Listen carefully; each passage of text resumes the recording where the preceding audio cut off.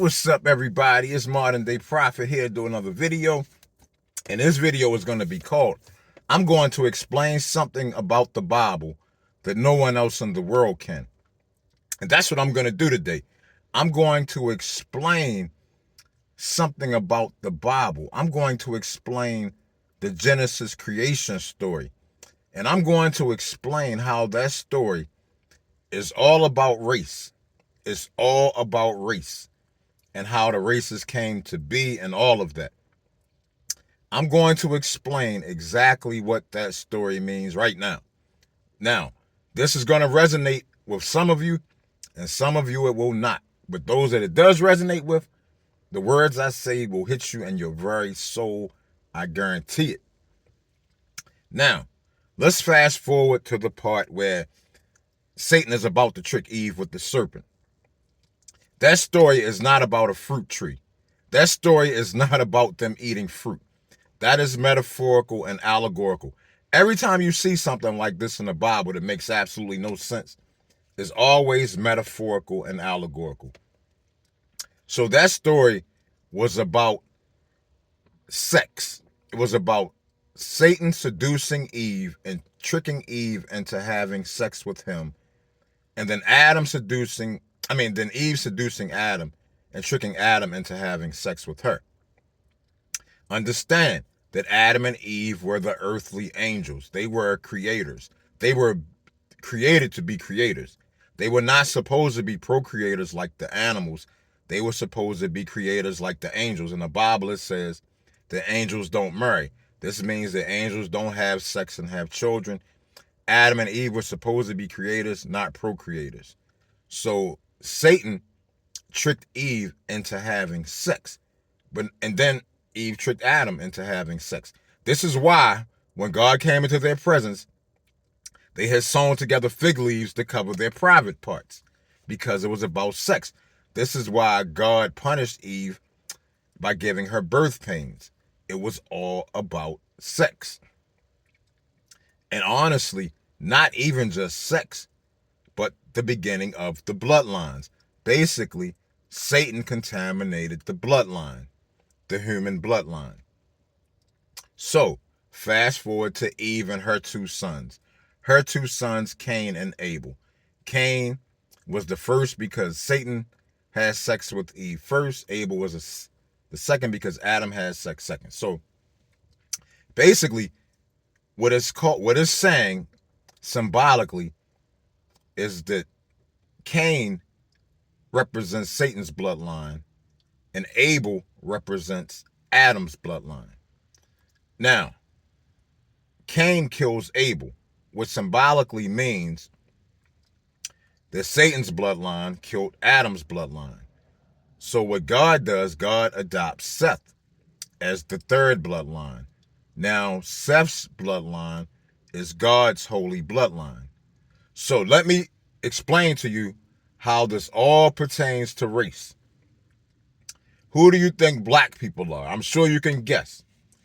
Black people are Satan's bloodline. Asian people are Adam's bloodline. Yes, Adam and Eve were Asian, in case you were wondering about their race. God's bloodline is white people.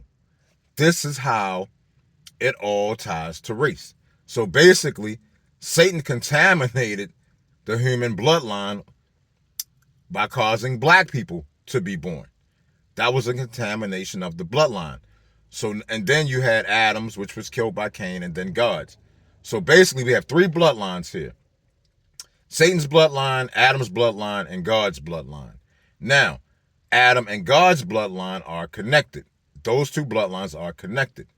But there was to be no cohabitating with Satan's bloodline, meaning Adam and God's bloodline was supposed to be kept separate from Satan's bloodline, meaning black people were not supposed to have children with whites and Asians.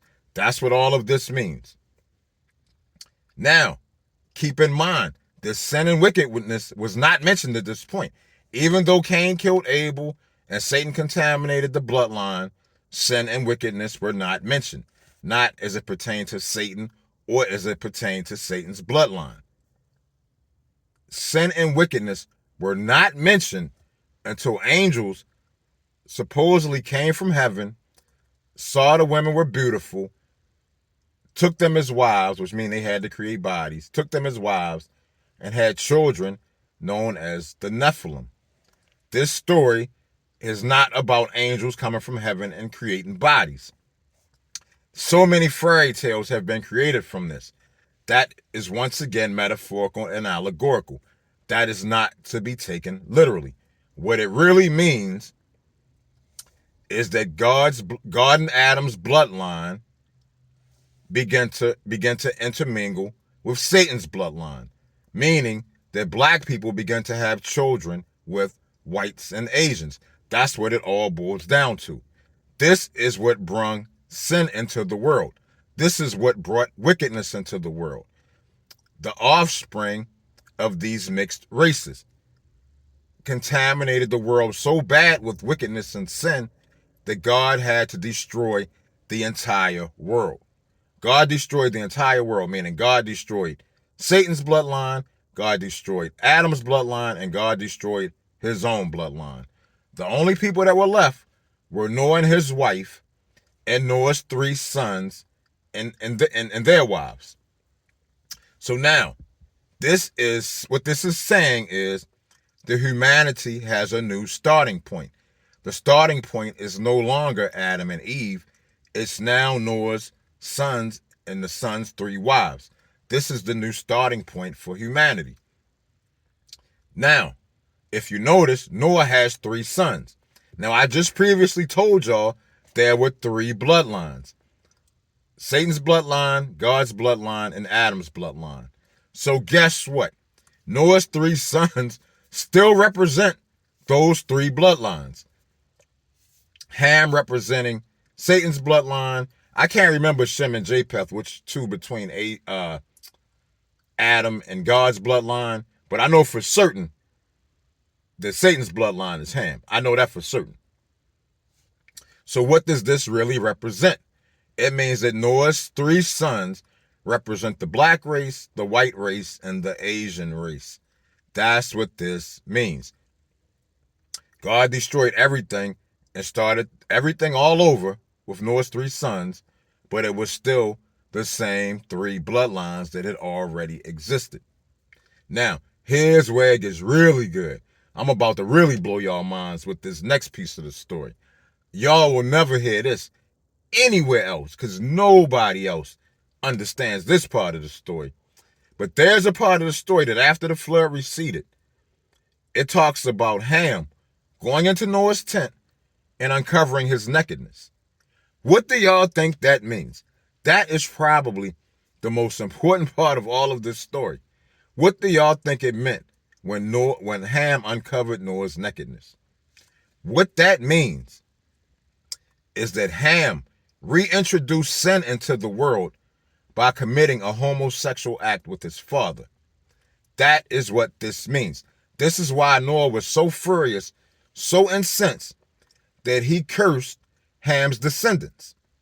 He cursed Ham's descendants for Ham reintroducing the sin of homosexuality into the world.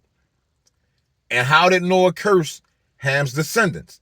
He said that they would be slaves of Shem and Japheth's descendants.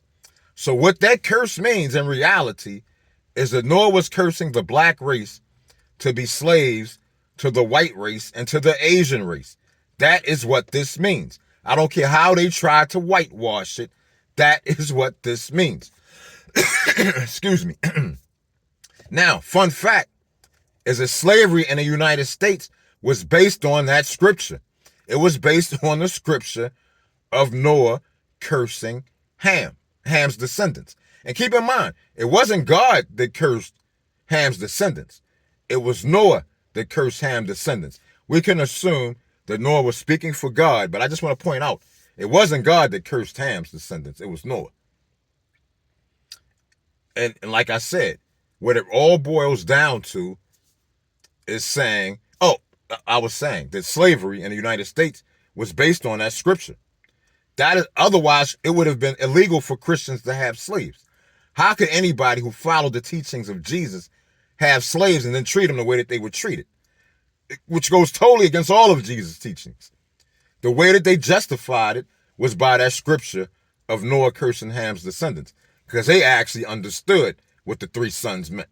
Like I've just explained to y'all, it's all about race. It's all about how race mixing, how whites and Asians mixing with blacks led to the original corruption and sin and wickedness in the world. And then once God destroyed the world, it then explains how the father of the black race reintroduced sin back into the world with the homosexual act. So what it's trying to really say is that black people are responsible for all of the sin and wickedness in the world. It explains where black people come from, where white people come from, and where Asians come from, but it's ultimately saying that black people are responsible for all of the sin and wickedness in the world. That is what the story means. That is why Noah cursed black people. I can't say it any clearer. Now, it's your choice to believe me or not. I can't force anybody to believe me, but this is what the story really means. For enlightened people who can think on that next level. Many of you won't be able to. That's why I made the video. That's why I made it. But anyway, give me your thoughts and opinions. Tell me what you think.